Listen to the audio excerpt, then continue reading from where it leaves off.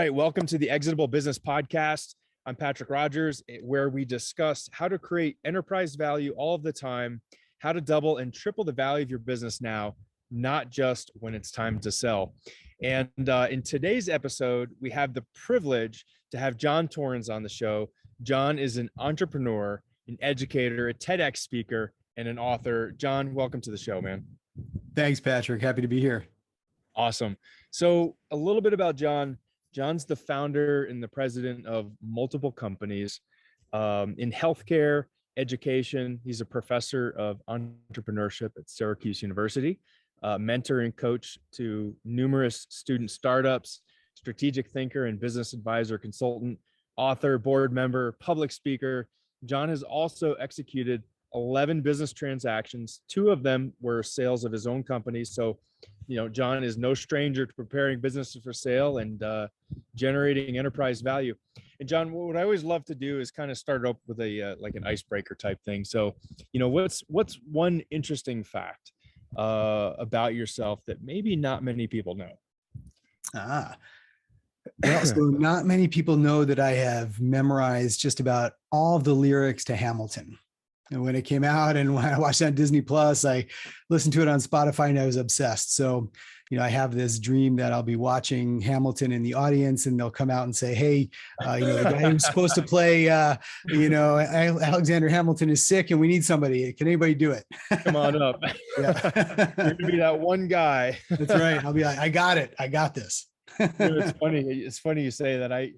When I was a kid growing up, I would always I remember being in the bathtub. It's kind of a weird fact, but I would always had memorized the longest word on a shampoo bottle. And for years and years and years, I thought somebody was going to ask me and nobody ever did. And then in college, one of my fraternity brothers asked like anybody in the room, and I whipped it out just like his jaw dropped. So see? Paid dream off. the dream, man. It's going to happen. Exactly. One of these days. Awesome. Hey, John. So obviously you're a very seasoned entrepreneur, very successful. If you would, give us a little bit of a bridge to, bring us up to speed a little bit of your journey, man, and what's brought you to where you are today. Sure. So the real quick short version is I was a sax player in high school, relatively unfocused student. Was going to go into the Army band, but my mother told me I couldn't because she lost uncles in the Korean War. And so I figured, all right, I'll go to music school. Yeah. Didn't really know what I was doing. And then I went and observed a 4th grade clarinet lesson, which made me think, okay, I can't do this. I can't be a music teacher. So I got into psychology, did that for my undergrad, went on to get a master's degree in speech language pathology, and took a job with the state of New York in a place where they couldn't hire people very easily. And in exchange for that job, they funded some of my graduate program. So I understood why they had that funding, because this job wasn't really that, I didn't love it that much. So it got to the point where I would actually dread Sundays because I knew the next day was Monday and I had to go to work. Oh, wow. It was horrible. So I ended up leaving that job. I had to pay back interest and fees and penalties, but it was worth it. And I thought, well, I'm just going to try this on my own. So I was a young guy, didn't really have much in terms of, expenses. I had a student loan, car payment, things like that. And I just kind of went out on my own and started contracting myself out as a speech therapist. And I thought that was kind of cool.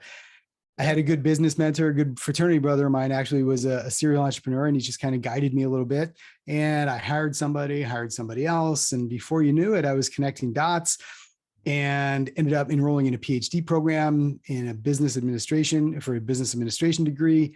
Through that process, I was able to use all of my coursework in the doctoral program and directly apply it to my business as like a lab experiment. So I took it from just me out of my bedroom in 1995 to about 12 million in revenue, a couple hundred employees in 2008. And, at the time I thought, nothing lasts forever. And I always got stressed out around state budget time and wondering if, the funding for my programs were going to be cut or not. So, I decided to just test the waters and market the company. It took about 2 years to get a company at the table where we could agree on valuation, and had an exit to a strategic buyer, and slowly but systematically, they destroyed value in the company, and I had an opportunity to buy it back a couple of years later, which I did. But in that interim, in the time since I sold it and bought it back, I had taken a job at Syracuse University as a professor. Okay. And, if you've ever had a real job and then worked at a university, it's like you died and went to heaven. It's an amazing transition. It's really fun. And I didn't want to give that up. So there was a large human services agency in town, and I knew the CEO pretty well. And we kind of hatched this plan to, maybe, buy it back and bring it under their agency. And, I would be the operational partner. They would be the cash flow partner. After a while. This was the original business that you the sold. original business. Yes. Okay. That we bought back. But, we only bought back the upstate New York offices. We didn't want to deal with downstate and Washington, DC and things like that. So we bought it back, or that book anyway, and then grew it from maybe like the 3 or 4 million it was up to about 20 million. And then back in 2019, I got out of it one more time. And this wasn't really a sale. This was more of a planned exit. So it didn't really get a huge windfall with that one. But I got some other perks. But I went out to California, engaged in a couple of small companies that I had investment capital in for my 2-year non-compete. When my non-compete was up, came back to New York, bought a former competitor, bought another one, got involved in a joint venture with another one. And here we are. I'm back in the same industry. So we're, right now we've got probably about $10 million in revenue, almost 200 employees, maybe just north of that. And we're building it up again, and hopefully we'll have another round. Oh, very cool. So something you said before about the college or the university there, that it's kind of like bliss. It's, in what way? I'm out of curiosity. What way is it just awesome? Well, it's very, it's not super physically taxing, right? Or mentally taxing. I mean, you prepare for your classes and you assess the students' work, and you get to interact with these young students who are just incredible. I mean, at least at the Whitman School of Management at Syracuse University, right. We're really lucky. We get amazing students who are just young, energetic, smart, creative. And that's probably the thing I like most about it, is getting to spend time with these youngsters. And, I learn a lot from them as well. And it's super fun to see them, a few years out, reach out to me on LinkedIn or send me an email and saying, hey, just wanted to let you know, I launched my company, check it out. Thank you for everything you taught me. Wow. That's really cool. I love that. So it's a very, I don't want to say easy lifestyle, because, nothing worthwhile is easy, I think, but it's not super taxing and it's really enjoyable. So maybe in that way it seems easy because I like it so much. Okay. So you're actually teaching entrepreneurship at Syracuse. Yeah. Full-time faculty member. I'm actually our deputy department chair. I'm our program manager for our master's program. And I direct our semester in New York City as well for our students. Yeah. It's gotta be so rewarding. Yeah, it's super cool. Now, so the TEDx, so you got your degree, your master's degree in psychology? Speech language pathology. Speech language pathology. Okay. Yeah. And the TEDx, is that what kind of led you into the actual speech that you did through TEDx? Is that all related or something totally different? Yeah, no, it's related. So I didn't get diagnosed as having ADHD until I was well into my 40s. And I remember it was at a part in the life cycle of my business where the things that I was really good at, we didn't need as much anymore, right? So like in the early stages of a company life cycle, people with ADHD, and especially the impulsive and hyperactive type, they're very good at certain things, right? Mm-hmm. We're good at hustling. We're good at uncertainty. We can deal with chaos. We're fine with, developing a hypothesis, rapidly testing it and iterating. We don't do a whole lot of, deep planning, right? When you get to a certain point, you need coherent allocation of resources, and the things that I was good at, maybe, weren't that needed anymore. So I sensed this frustration with my key employees. And, I had an executive coach, and she suggested that, maybe you should talk to somebody about ADHD. So I ended up that I got that. I had it. And I'd known it my whole life, just it was starting to cause problems in my business life at that point, because we had gotten to the certain level that, we needed somebody who was wired a little bit differently. What kind of things were you experiencing though in the business? Like how was it affecting you? Yeah. So for example, when you have, 200 to 250 employees, there's, you have to have a little bit more rigor in your processes and your procedures, and you have to plan things out a little bit Yeah, more. So sure. for example, a strategic planning meeting, right? And Yeah, we would do that. We right, would do this once a year. We'd kind of, talk about how we did, we'd chart our right, course, right. and we'd spend, a couple of days developing our plan, what Sure. we thought was going to work. And then, a day or two later, I'd just be hanging out by the water cooler, and, a great idea would pop in my head, and I'd say, hey, what we should really do? We should try this. We should go after this Mhm. opportunity. Gotcha. Not really thinking that, I mean, I was just talking out loud, right? Yeah. Thinking it through, or thinking out loud rather. And it would freak people out because they said, well, who's going to do that? How are we going to fund it? We just laid out this plan. Yeah. Nobody's available to do this crazy idea. And so that's just a small example, right? Sure. Sure. Or Okay. we'd spend Gotcha. all this time saying, hey, here, we got to figure out a good flow or a procedure for this, like cash flow management, for example. And I'll give you one guess of who was the first guy to violate those procedures. Right? It was me every single time, right? Because I'm not a procedure guy for, Mhm.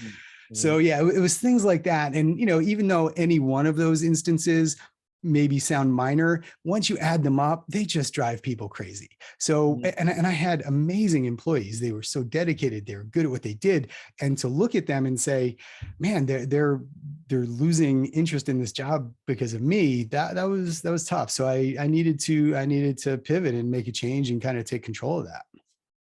Wow. And I would imagine that there's probably a lot of listeners right now, to the podcast saying, hey, I've got that issue. I've got that, Yeah. squirrel or shiny penny or ADHD or whatever. Uh, how does one deal with that? I don't know if we have enough time on this session, but, maybe you could give us the abridged version of what does someone even, where does someone even start? What do they do? Yeah. So, I mean, obviously there's medication, which I didn't end up doing because, I did try a few meds, but I didn't feel like myself, and I didn't feel like I was really good at the things I used to be good at. So I just stopped. So after taking a pretty deep dive into this, researching it, talking to a lot of people, Yeah. I developed a few strategies that actually work for a lot of people. They're pretty common. I didn't make them up. I just sort of adopted them or adapted them. Okay. So one is managing my inputs or my consumption, and that's food, drink, but also information. So it's really important for me that I moderate my alcohol consumption. I make sure I'm not drinking a lot of caffeine. I manage my sugar. And these are all things that are healthy anyway. But if Sure. you've got a propensity for ADHD, it's just enough to send you over the edge, right? And then in Got it. terms of information, I was the guy who had, 3 monitors. I had my stock ticker here. I had, WhatsApp for web over there, and my Outlook here and there. And, everything, like you said, oh, wow, look at this. Multitasking everything. Whatever popped up on my screen demanded my attention because that was the most important thing going on in my life at the time, right? Yeah. So I try to limit that. I keep Outlook closed unless I need it, and all that kind of stuff.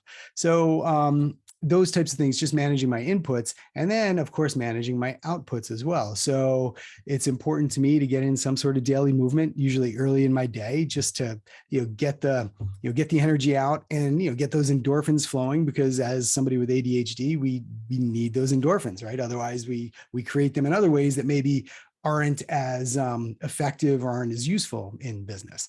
So I make sure to move a little bit, and I also manage my inputs in terms of the outputs in terms of what I do with my day. So most self-respecting entrepreneurs feel like they should be able to do everything in their business, or they're the ones who know or do Right. everything. Right. But you don't like doing everything. You feel like you have to, and you have that founder's guilt. But once you realize that there's actually people out there who like to do this stuff that I Yeah. absolutely hate, it's so liberating, right? So I'm a really good delegator, and I make sure that I don't engage in the activities that either I don't like that much, or I'm just not that good at. Now, there are certain times you have to, of course, but as a general rule, I look for the people who like and are good at those things that I'm not very good at and I don't like. So it's really managing consumption and activity that seems to work for me. The one last thing is a mindfulness practice, that just kind of paying attention to how you pay attention sort of thing. 6 to 10 minutes a day, helpful for a number of reasons. There's plenty of science and data to support that just from a health and fitness perspective. But for those with ADHD, it's also shown to be pretty effective as well. So when you say mindfulness, that means probably a lot of things to a lot of different people. To me, it means meditation, Yeah. quiet time. Is that kind of what you're referring to? Yeah. Yep. So an actual formal meditation where you just kind of get in a quiet place. You try to get outside your own mind or let the thoughts you have float by, or, whatever kind of imagery you want. Yeah. But meditation, gratitude practice, I journal a lot too. It's just so I can kind of, keep my thoughts organized. The other strategy for CEOs with ADHD that's super important is to have a really good number two, somebody who can act as your regulator or your governor, right? So when you have this amazing idea, somebody who has the authority to say, hey, let's not talk to anybody about this yet, or let's not act on it. Let's sleep on it. And let's think about how we're going to execute on that before we do anything with it, or let's see if it actually fits into anything we've talked about strategically before we take action. So having that number two, super important. Yeah. Somebody to say, slow down there, Trigger, right? Exactly. Yeah. Yeah. Wow, that's actually a really good piece of advice. So now the TEDx talk, then I didn't get a chance to listen to it, but that is actually on ADHD and entrepreneurship. Is that right? Yeah. So it kind of grew out of so I did having ADHD and being a CEO and having exited a company, grown a company, that sort of thing. I was interested in this. So I was really lucky in that my colleague at the university, actually the guy whose office is right next door to mine, a guy named Johan Wickland, one of the top researchers in entrepreneurship on the planet, he also got diagnosed with ADHD as an adult, and this has become a research passion of his. So I just proposed a little study to him. I'm a member of an organization called YPO, or Young Presidents Organization. And it's kind of a joke in YPO that it's just chock full of founders, CEOs that have rampant ADHD. So I proposed to him, I'm like, hey, why don't I can probably deliver a reasonably good sized sample of these people, and let's do a little study and see how it comes out. So what we found was that of this sample, 500 YPOers who identify as founder entrepreneurs, 62% had traits consistent with an ADHD diagnosis. And the general population is like 13%. So this was really quite astounding. So it was a really interesting study. We looked into it, and it made a lot of sense when you take the impulsive and hyperactive traits of ADHD compared to the things we see in these entrepreneurs. And not only did they have ADHD, but those with ADHD outperformed their non-ADHD CEOs on a number of variables. One would be sales growth, two is employee growth, and three is just what we call entrepreneurial orientation of the firm, which is just how entrepreneurial the company is in general, which is usually led by the founder. So a lot of really interesting results. And at the end of the day, the conclusion was that even though ADHD can be highly disabling in many contexts, right? Because people with ADHD report getting fired from their jobs, bankruptcies, divorces, you name it, right? Can be highly disabling, no doubt about it. We're certainly not trying to minimize it. However, in the context of entrepreneurship, it can be highly functional, if not a tremendous advantage. Wow. Yeah. So it's just a matter of A, recognizing it, and then B, developing some habits and some routines around how to deal with it. And even from your standpoint, and in your experience, even make it so it plays in favor in your cards. Yeah, it's all about harnessing it, right? Kind of minimizing the downside so the upside can flourish. And I get people reaching out to me daily, just saying, basically telling me their story, which sounds similar to mine and others, and they're just looking for help and strategies. So yeah, that story kind of resonated. So then I got all this engagement as a result, and I thought the TEDx talk was, it was fun. I was just going to leave it at that. And then because of the outpouring of requests, I said, all right, maybe I can kind of turn this into a book, which I did. So I kind of break down a little bit more of the research, and then I kind of talk about some strategies that are proven. There's actually an evidence basis to support some of the strategies I talk about. And yeah, so I did that. Cool. And for our listeners, what's the name of your book in case somebody wants to grab it? Yeah, it's called Lightning in a Bottle, how entrepreneurs with ADHD, or how entrepreneurs can harness their ADHD to win. Very cool. Well, I'm actually going to go pick that up because I'm 99% sure I have some of those symptoms talked about as ADHD. Yeah. Well, cool, man. So thanks for sharing all that. So So I'd love to dive in now and just talk about some of this amazing business experience you've had. So the first business you started up and you grew it to what, 12 million? Is that Yeah. right? Yeah. You sold it off, Yeah. and then the people that bought it ended up destroying value, went down, whatever. I think you bought it back at 3 million, and now you're slowly regaining traction. Walk us through, if you would, what do you think are the keys to your success? Like, obviously you guys have done something there. You have done something there significantly different than the other company. What do you think it is?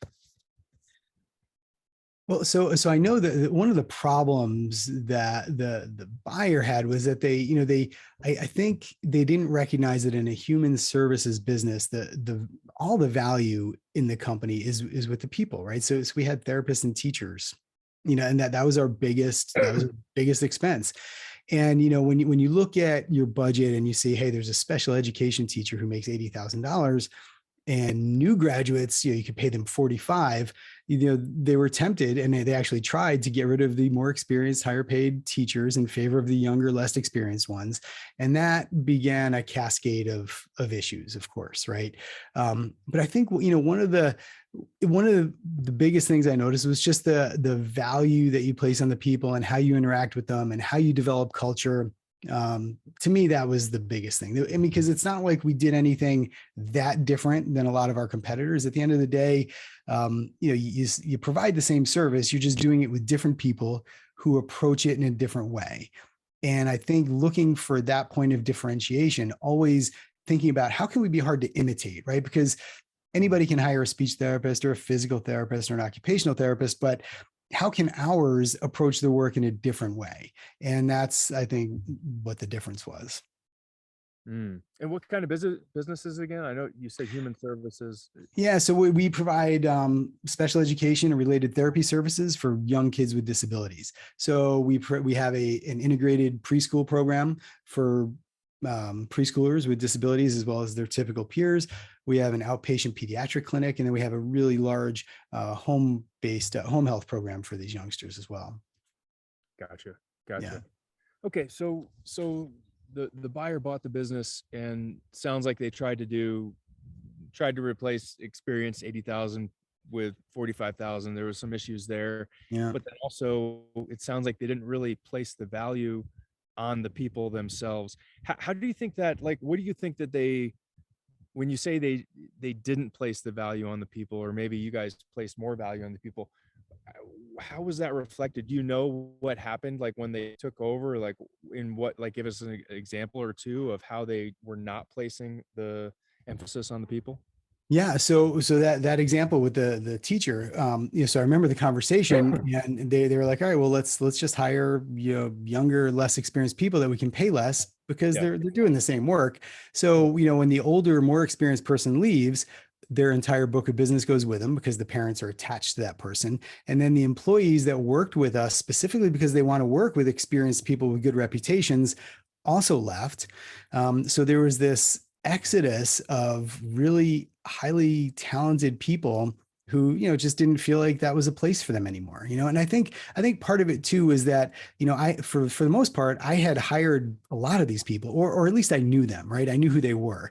The buyer was in a different city, didn't really come up that much. It was, maybe a strategic transaction, but it was mostly a financial thing for them.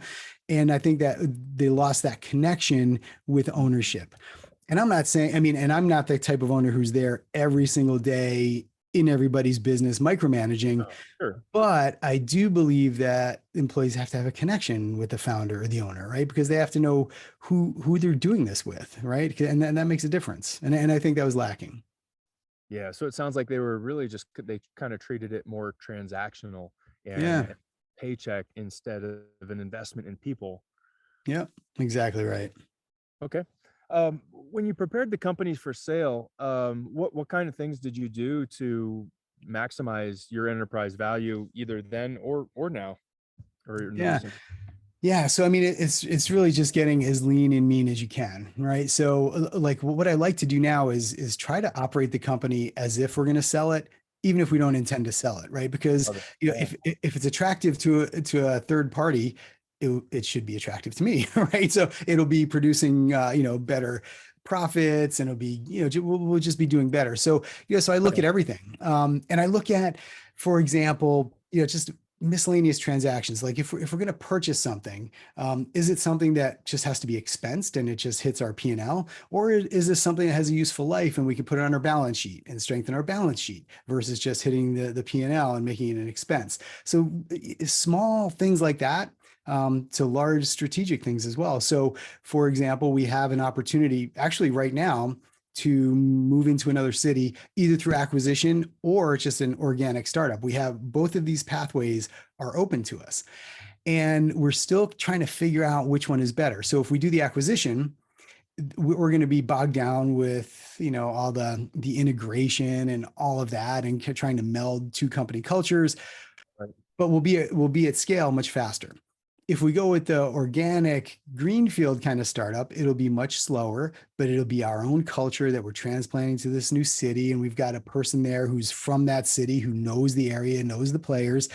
So I'm kind of leaning towards the organic route, only because we'll have more control over the culture and the people versus trying to bolt on this existing company that has its legacy, right? So now, if I wasn't thinking, okay, let's get this ready for sale, for example, I might just say, let's do the acquisition. So that way we've got the bigger revenue number, hopefully better EBITDA. We can kind of, blow out a bunch of the expenses that we don't need in a new company.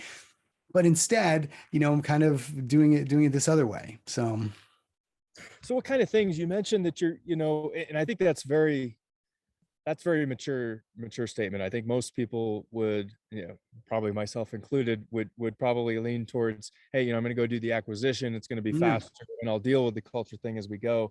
I mean, I'd love to dive in that more too, but like when you say you're going to go and kind of greenfield and start organically, again, I'll reiterate, I think that's very noble, but what kind of things do you do to intentionally create that culture or mimic the culture that you already have? What would you say are the things that you're going to intentionally do? Sure. And this is a pattern I've had in, most other areas of growth in the business. So it just kind of happened that, we have an employee who's moving to this other city. And she's like, yeah, I love the company. Is there anything I can do to stay employed? And I said, well, as a matter of fact, and I kind of shared the whole plan with her about this acquisition. I said, but we could avoid that, if you want to do this. And she's from that city. She's moving back to be with family. So, there's an opportunity. So she knows the players, she knows the people, she knows how to recruit. And the thing in our industry is there's a lot of work out there. You just need the employees to do it. So we're competing for employees more than we are for work. We could keep as many people as we could hire full, probably. Unfortunately, there's a lot of children out there with disabilities who need the services. So if we can hire somebody, we can have them full and contributing, producing revenue inside of a week. Just this past summer, we brought on 25 people and they're all full. So that's the game. So if we have somebody out there who knows the environment and can start hiring, we could probably do a little bit better on a profitability basis, right? So for example, maybe we'll spend $3 million on the acquisition and then another, who knows what, just on the integration. But now we're going to start with a much less dollar amount, for the one or two hires that we'll make initially. The big thing will be just the working capital we'll need to fund the new payroll as we get it, which is, less expensive than, writing a $3, $4, $5 million check and then dealing with the integration. Sure. What kind of things make your culture though? Like when you think about your culture and this gal that's going to the new city, she's going to bring that with her. What do you think is the characteristics of your culture that make you different than an acquisition? Well, so I think that just the history and the accessibility with the founder, for example, right? This is somebody who knows me and has worked with me and, kind of has that as part of her DNA. So there's that connection already, right? So she knows that, when we hire somebody, we're looking for certain traits and attributes. We know that when we go into a new area, yes, we're willing to serve the underserved population that maybe some of our competitors don't, because they don't have to, because they're established and they can be a little bit pickier on the type of referrals or the types of cases they take. Well, we'll go in and say, hey, no, we'll see anybody that you need to be seen. We put a real focus on our development of our professionals. These therapists, there's constantly new science, new techniques that are available every month, every year. So we devote a lot of time for their continuing education. And we try to make sure that if they're providers who are out on the road doing home health, that we have opportunities for them to meet in person, to collaborate and things like that. One of the things that we do that's different from a lot of our competitors is our productivity expectations are a little bit lower. So we're not, running these people ragged, having them just do billable visit after billable visit. We give them a little room to breathe in their schedule. And in my experience, that is much better from a longevity perspective, right? So we could have somebody billing at a very high level for a short period of time until they finally burn out and quit, or we could moderate that expectation and keep them for a much longer period of time, which, in my experience is better. Yeah, they're happier. Yeah. Their productivity expectations are lower, but they're not burnt out, they're not stressed out, and you get to keep that knowledge that they've gained instead of them wanting to go work for somebody else. Yeah. And, they're often seeing little kids in a home, maybe with somebody from another company, if they're teaming or whatever. And that word gets around, right? Like, hey, this company's pretty cool. They do great things. They take care of me. They care about me. And, we're able to recruit from a variety of different sources just because of that reputation that we've got. Yeah, totally. So you mentioned before that you look for certain traits or characteristics to kind of create the culture you want. What kind of traits or characteristics do you look for? Well, the biggest thing is flexibility and adaptability, right? So rigidity is a red flag for me because there's not a lot of room for rigidity in what we do. Okay. You've got to be flexible. You've got to be able to adapt, right? Whether it's due to the weather that day and you can't go on the same route you do, or because the kid is being seen and they want to bring their younger brother along for therapy, and you got to just kind of go with the flow, or whatever it is, or a change in processes or paperwork or whatever. We need people who are adaptable and flexible. Rigid people, maybe they're good at what they do, but it probably is going to be just causing a lot of friction inside the organization. Yeah, they're used to black or white, one way or the other. And yeah. And kind of, duck and weave. Mm-hmm. Yeah, that's awesome. Yeah. Wow. So many like awesome nuggets. Anything else with respect to, building enterprise value that you think is important for that you guys have been successful at? I mean, we do try to leverage technology as much as possible, right? So, we deal with county governments and Medicaid and school districts, and they're not necessarily the most technologically advanced organizations, right? So trying to eliminate paper is really difficult, but we do our best with that and try to, streamline processes, use technology when we can. Of course, during the pandemic, we pivoted to telemedicine pretty quickly, making sure our EMR is constantly updated. We're actually in the process now of developing our own electronic medical record system, just because the ones that are off the shelf don't completely meet our needs. So we're investing in the tech and to do it ourselves. So and I think that's something that increases the quality of life for our employees, because they're not spending as much time doing paperwork. They're spending more time doing what they love to do. Yeah, so you're leveraging technology, you're bringing technology in to reduce the amount of time doing automated tasks or tasks that you could automate or, give it to somebody else. And so that allows them to spend more time on the things that they like. Yeah, exactly. More value. Okay. Yeah. Cool. Yeah. Awesome, man. Well, hey, so if I just, looking at what we've talked about, just some amazing stuff. I hadn't even thought about ADHD in entrepreneurship and how it could actually be such a huge positive benefit if you leverage it and harness, exactly what's going on. We talked about some amazing things that you've done in your company with generating enterprise value. Man, there's just so many awesome nuggets here, John. If I could, if you had to go and take all of your knowledge and experience and put it into one bottle that gets sent out to sea that you received 20 years ago to your younger CEO version of yourself, one piece of advice, what would that be? It'd be that everything's going to be okay. Don't stress about it. Man. For sure. Yeah. So it sounds like there's a little more behind that. Like, Yeah, well, I mean, so stress doesn't really do a whole lot for you unless you're like in a fight or flight type of situation, right? So, enjoy the journey a little bit more. Don't worry so much about tomorrow. Focus on the present, right? And that's another thing through the ADHD journey that I've learned is, being present is super helpful and not worrying about the next thing and the next thing and the next thing. Focus on now and do now really well. Be present, engage in now, and things somehow work their way out. man, I love that. And that's something, seriously, that's something that I've struggled with a lot in my life and my professional life as well. And you're exactly right. Taking a little bit of grace for yourself, taking a little bit of time, a little mindfulness, Yeah. and no stress, and things will always work out. Yeah. That's awesome. Well, hey, John, how can people, any listeners, get a hold of you if they have any follow-up questions, or perhaps maybe they need some help with dealing with ADHD and their entrepreneurship or your Yeah, company? sure. Yeah. So I'm on LinkedIn, John M. Torrens. They can find me there. They can grab my book, Lightning in a Bottle, on Amazon, or they can just hit me up at john.m.torrens@gmail. Awesome. John, well, hey, thanks so much for being on the show. This was a lot of fun. So much value here. And for the listeners out there, please remember to hit like and subscribe, and please spread the word about the Exitable Business Podcast and what we're trying to achieve here and how we're trying to help business owners of tomorrow. With that, we'll see you on the next episode. This is Patrick Rogers. Take care.